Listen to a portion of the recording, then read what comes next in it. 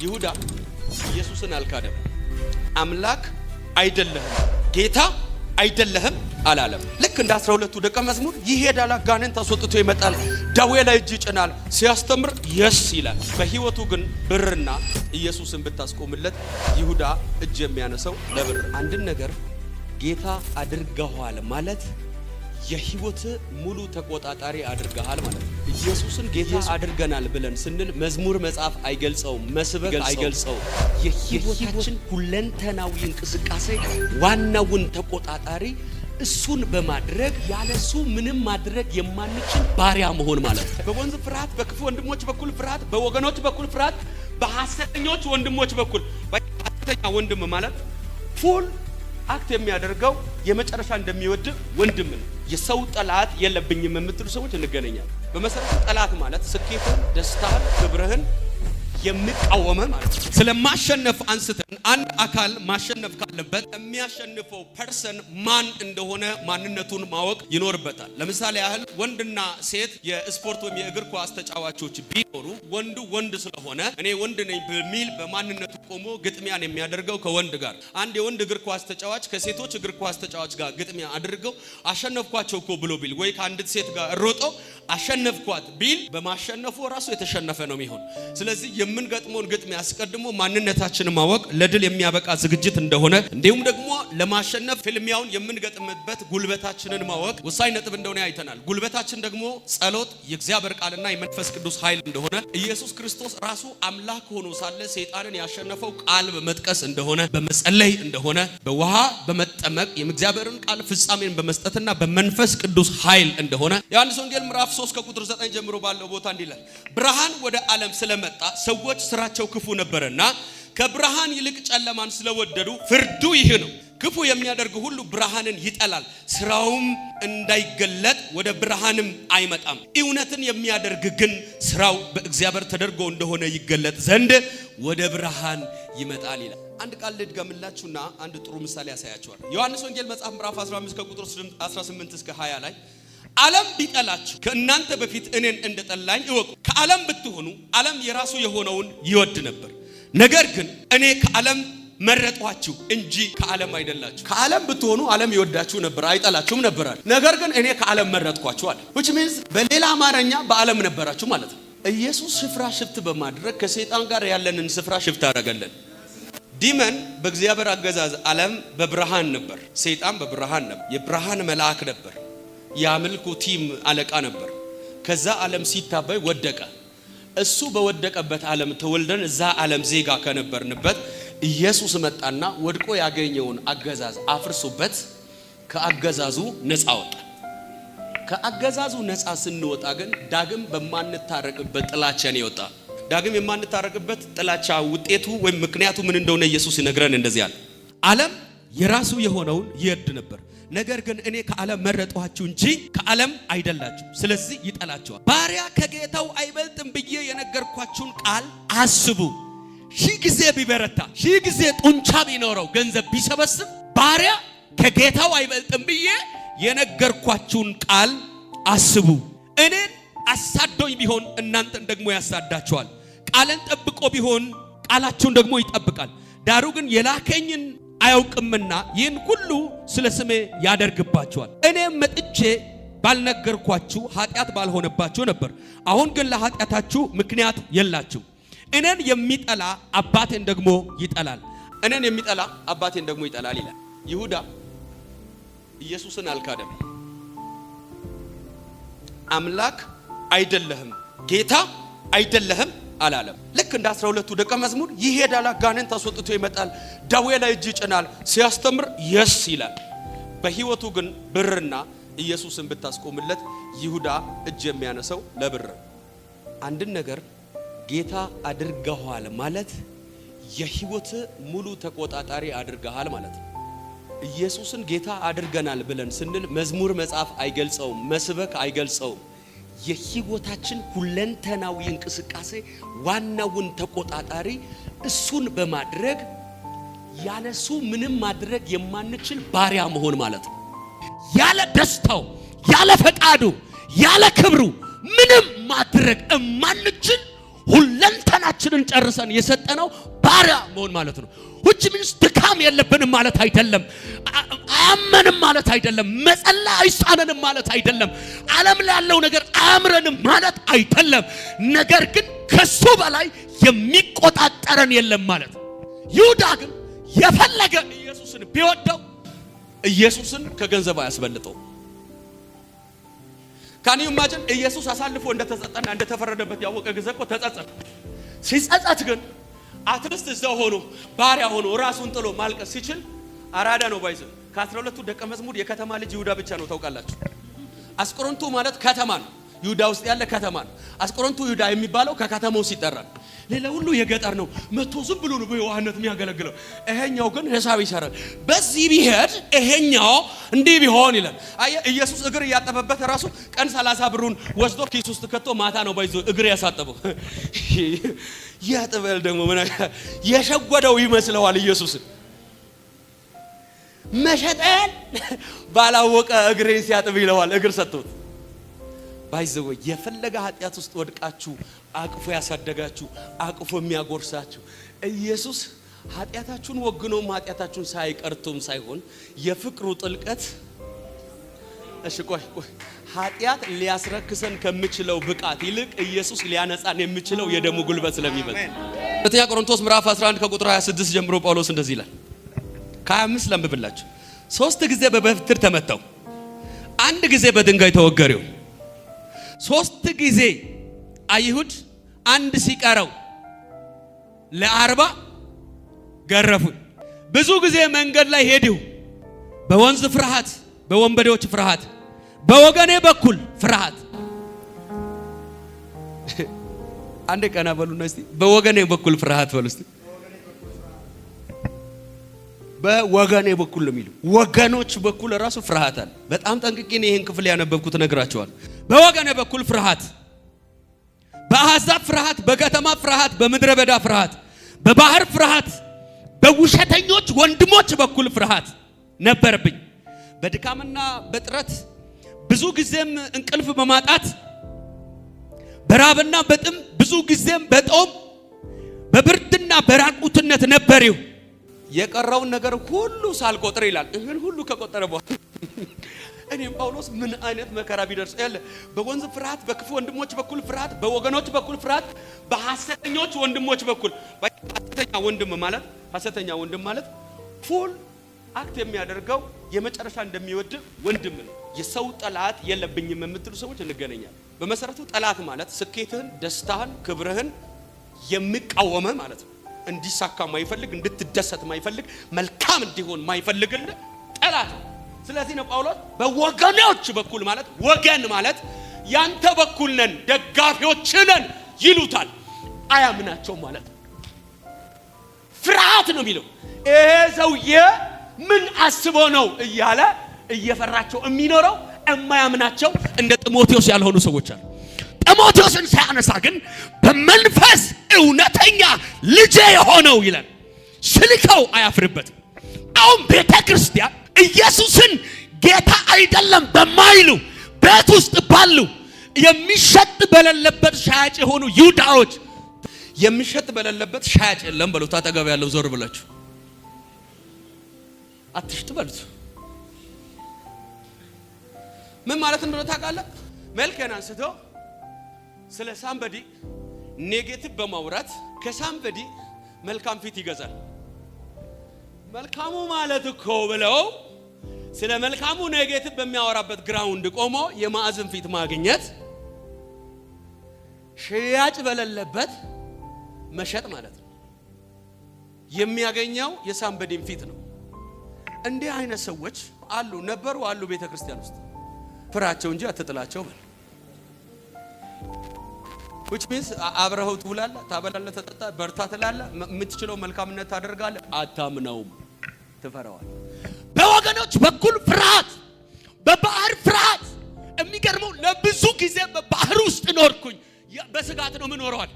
እንዲሁም ደግሞ በጥረት እንቅልፍ በማጣት በብዙ መከራ በክፉ ወንድሞችና በሐሰተኛ ወንድሞች ፍርሃት ይላል። ክፉ ወንድሞች እኝን ሁሉ ለማሸነፍ ነው የተጠራ። ዛሬ የምናወራው ስለ ዓለም ስለሆነ ናኔ ጋር ናያ እኔ በአምላኩ አባት ብሆን ያህዌ እኔም ቢገለኝ ያህዌና በአምላኩ ያለባቸው ጥላቻ በምንም አይነት ሽምግልና አያልቅም። ምክንያቱም እኔ የለውም ኦሬዲ ተገድያለሁ።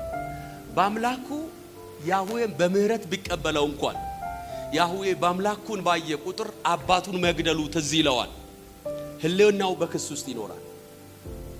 ኢየሱስ ዓለም እናንተም ቢጠላ ከድርግታችሁ ተነስቶ አይደለም፣ እኔን አሳደውኛል፣ ገለውኛል፣ አጥፍቶኛል። የተወለዳችሁ ከኔ ስለሆናችሁ እናንተም ባየ ቁጥር ዓለም ፍርሃት አለበት። ካደገ ኢኮኖሚ ከያዘ፣ ካደገ አየር ከተቆጣጠረ፣ ካደገ ብልጽግናውን ድርጅቱን ፖለቲካውን ከተቆጣ አለቀልኝ። ስማ ውሻ የሚጮው ጅብን ለማስፈራራት አይደለም፣ ጅብን ፈርቶ እንጂ። ያልገባ ሰይጣን ቀንና ሌሊት የሚያወራበት የሚጮውበት ፈርቶሽ ነው። አስደሳችኋል።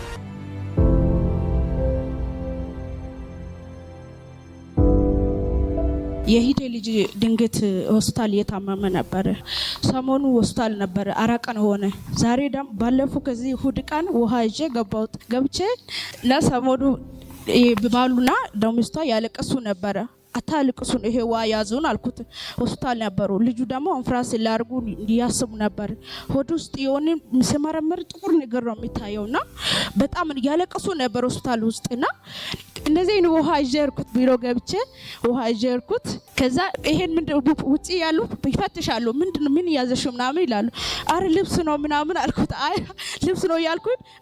ገብቼ እሱን ውሃ ሰጠሁት። ልጁ ውስጥ ያለው የሆነ ጥቁሮቹ ነገር ይታያሉ። ሊያክሞቹ ራሱ ግራ ገባ። ሰሞኑ ጥቁር ናቸው የሆነ ሲመረመር ማለት ነው። ከዛ ይሄን ውሃ አጠጡን አልኩት። ተነሳ ልጁ ውሃ አጠጡን። ውሃ ስጠጣ ድንገት ልክ ተጠጣ ወደ ላይ ያለው ወደ ላይ ጥቁር ነገሩ ወጣ። ልክ ውሃውን እኔ በቃ አክቤት እኔ በቃ ዝም ብያለሁ። ጫውኩት። አረከስ ይሉ እንደዚህ አምጥታ በእንጨት እንደዚህ ያደረገችው ነው። እንደዚህ ያደረገው የሆነ ውስጥ ያለው ጥቁር ነገሩ እንደዚህ ያደረገው። ይሄ ሐኪሙ ሊጠራ እንደ ያለች ሐኪሙ ሊጠራ አለች። አይ ቆይ አልኩት ጊዜ ማለት ነው። ከዛ ወንድሜ ነበረ ውጪ ተቀምጧል። ሁሉም ሰው ገቡ። ስገቡ ምን አደረጋችሁት? ምህረት አመጣችሁ ውሃ ጠጣን። ልጅ ሳለው ታስታውሳላችሁ? የትላንትና አውጧት ነው ባይዘወይ ውሃ የተጸለያለ የምትፈልጉ ሰዎች ከአገልጋዮች ወስዳችሁ ሄዱ ብዬ ቢሮ ገብቼ ሳለው እንደዚች እንዳሁኑ እየተንቀጠቀጠች መጣችና የኢቴ ልጅ ታማለችና በዚህ ውሃ ላይ ቃል አውጣልኝ ይዤላት ሄዳለሁ አለች።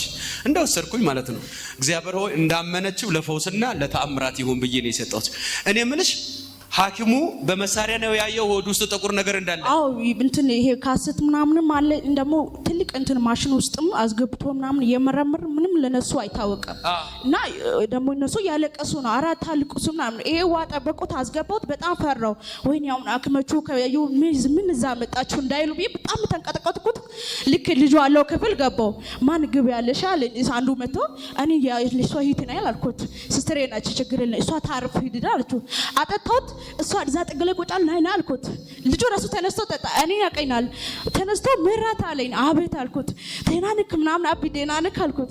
ይሄ ውሃ ጥቅም አድርጉና ጠጣው እንዳለ አልኩት። ከዛ እንዳልኩት ጠጣ ተነስቶ ማለት ነው። ከዛ ልክ ስጣጣ ያለ ጀምረ ድገም አልኩት። ጠጣው ድከስ አሁን እዛ ቅድም ማርቆስ ወንጌል ምዕራፍ 2 ብዬ ያነበብኳቸው ጣራ ነድለው የገቡ ሰዎችና እቺም ሆስፒታል ልብስ ነው ብላ ውሃ ይዛ የምትገባ ሴትየው አንድ ናቸው።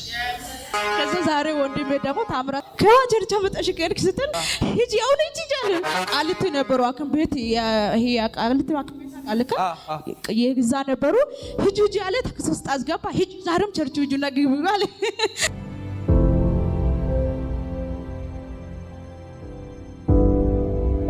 የዛሬ 15 ቀን ዓርብ ዕለት እዚህ አብረን እየጸለይን ነበር። ስለ ቤተሰባችሁ ጸሉ ስለ እሺ አልኩና አብረን እየጸለይን መጨረሻ ጸሎት ላይ ታናሽ ወንድሜ በጣም ታሞ ነበር። እዚህ ጋር እብጠት ወጥቶ በጣም ታማል ብሎ ለእኔ ደውሎ ነገሩኝ።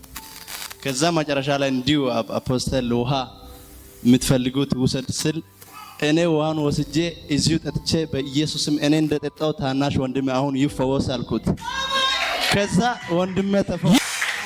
ባይዘው ተአምራት ማለት ከአእምሮ በላይ የሆነ ነገር ማለት ነው። አሁን በአእምሮ ሁኑና አስቡ እስቲ እኔ ጠጥቼ እሱ ይፈወስ ብዬ በኢየሱስም ጠጣው። ቀጠና ላልቀየረ ሰው አይመችም። አሁን እንኳን ቀጠና ሳይቀይሩ የሚሰሙ ሰዎች እግዚአብሔር አባባቱ ሳይሰነካከሉ ወደዚህ ቀጠና በኢየሱስም ይግቡ። አሜን። እና እግዚአብሔር ይመስገን እኔ እዚህ ውሃ እንደጠጣው ብራዘር ተፈውሷል። በቃ ስራ እየሰራ ነው፣ ሁሉም ነገር ያደርጋል፣ ይሰራል አሉ። ከዛ ለእግዚአብሔር ሰጥቼ ታውቁ እናንተን ደግማችሁ ለእግዚአብሔር ክብር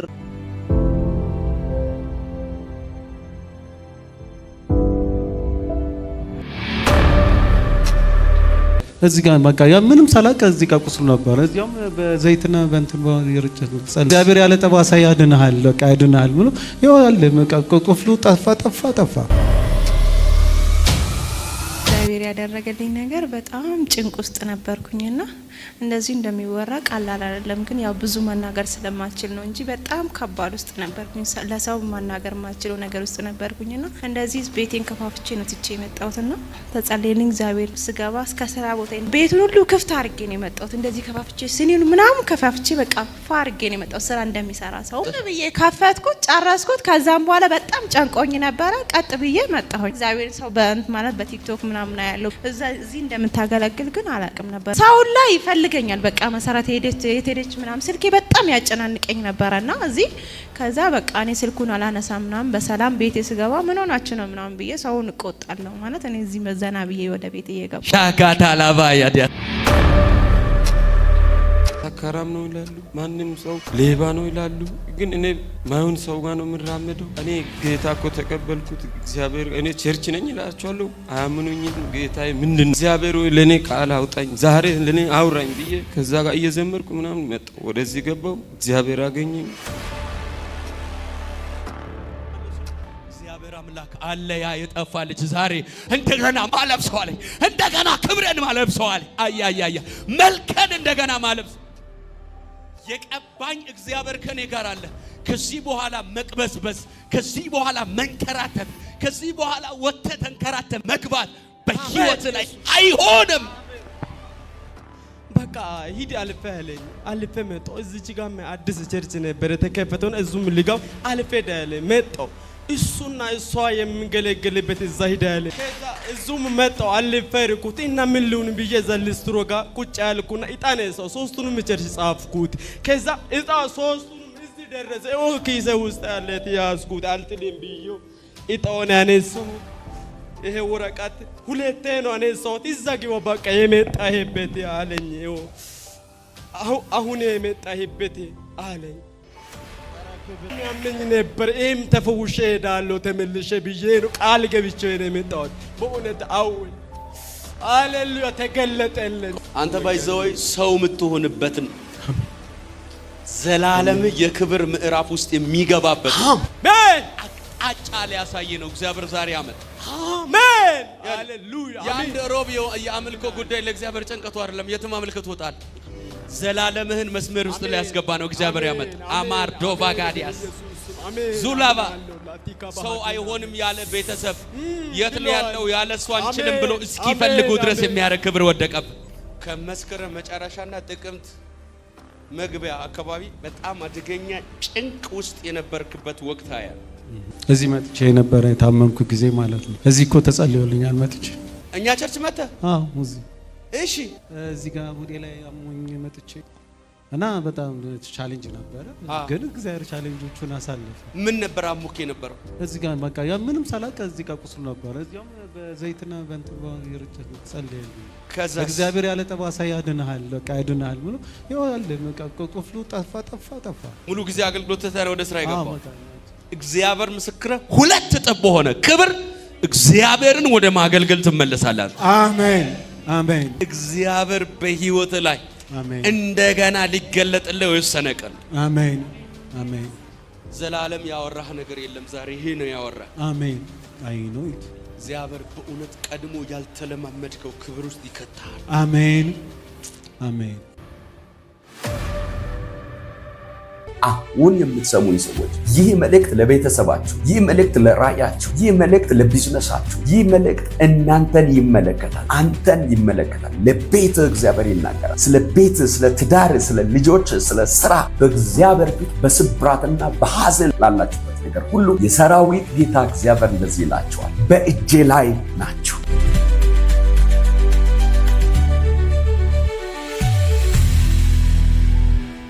ሰላምና ጸጋ ይብዛላችሁ። በተለያየ ዓለም የምትኖሩ የማወራውን ይህንን የአማርኛን ቋንቋ የምትሰሙ ኤርትራውያንና ኢትዮጵያውያን፣ እኔ አገልጋይ ወንድማችሁ ሐዋርያው ዘላለም ሰለሞን ነኝ።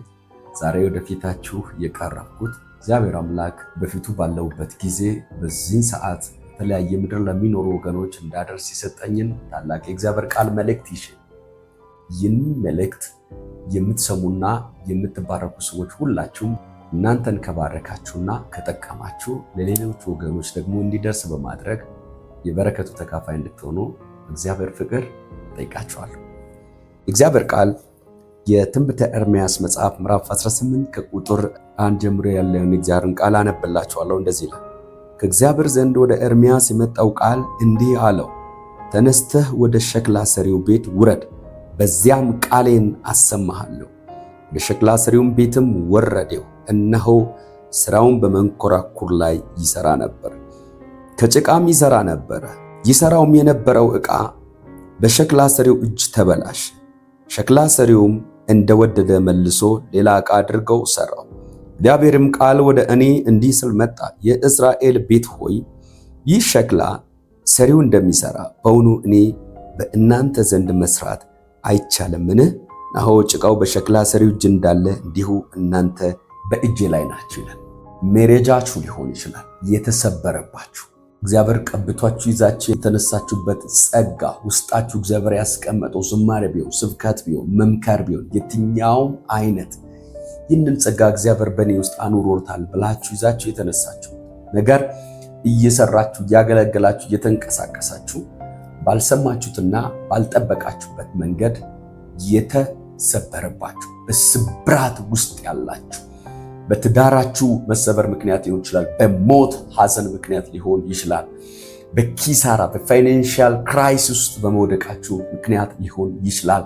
ነገር ግን በዚህ ሰዓት የተሰበረ ልብ ይዛችሁ ትላንት ከከበቧችሁ ሰዎች ከበባ የተበተናችሁ፣ ብቻችሁን የቆማችሁ፣ የከበቧችሁን ያጣችሁ፣ በታላቅ ሐዘንና ስብራት ላላችሁ ሁላችሁ የሰራዊት ጌታ እግዚአብሔር አምላክ እንደዚህ ብላውጅ ብሎ ይህንን መልእክት ይዤ መጣሁ። አሁን የምትሰሙኝ ሰዎች ይህ መልእክት ለቤተሰባችሁ፣ ይህ መልእክት ለራእያችሁ፣ ይህ መልእክት ለቢዝነሳችሁ፣ ይህ መልእክት እናንተን ይመለከታል፣ አንተን ይመለከታል። ለቤት እግዚአብሔር ይናገራል። ስለ ቤት፣ ስለ ትዳር፣ ስለ ልጆች፣ ስለ ስራ በእግዚአብሔር ፊት በስብራትና በሐዘን ላላችሁበት ነገር ሁሉ የሰራዊት ጌታ እግዚአብሔር እንደዚህ ይላችኋል፣ በእጄ ላይ ናችሁ።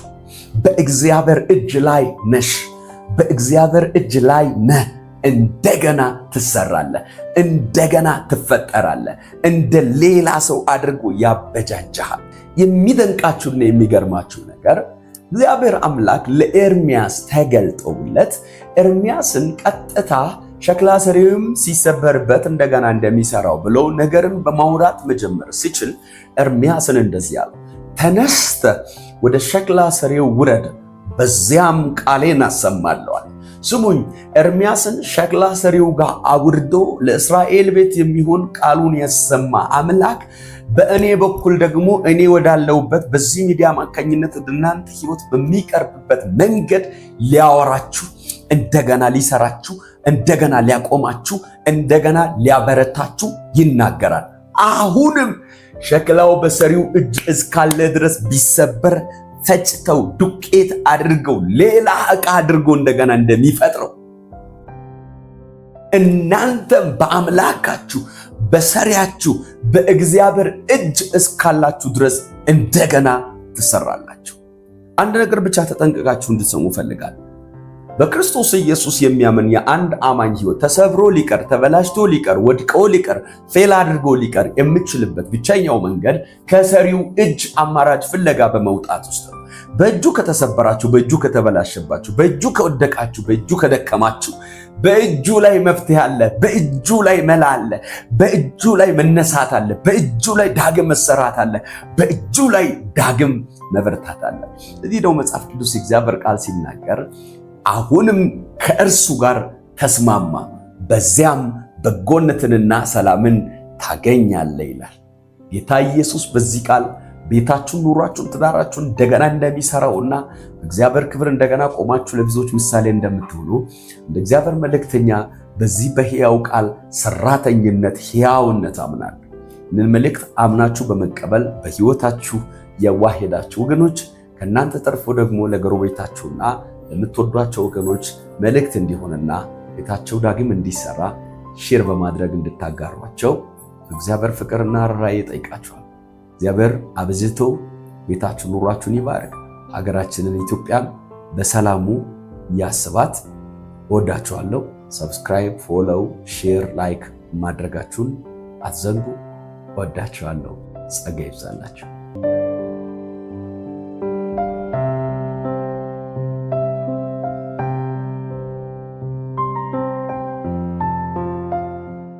አስደሳችኋል።